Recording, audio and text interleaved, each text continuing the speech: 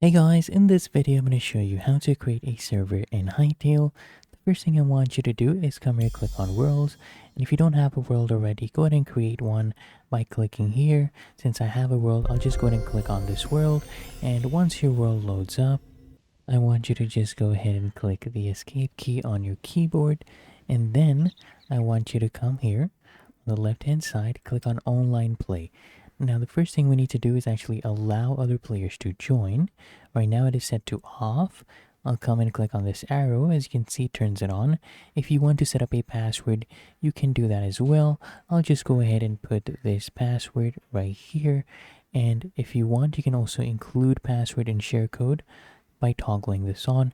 Now to actually get that share code, you just come here, click on save, and it will actually set up a connection. As you can see, it will just take a few seconds, and then now we have our share code. I will just go ahead and copy this. Remember, this code contains your IP address. Only share it with people you actually trust. It's really that easy, and that is how to create a server in Hytale. If you found this helpful, smash that like button and subscribe to the channel. It helps me out as well.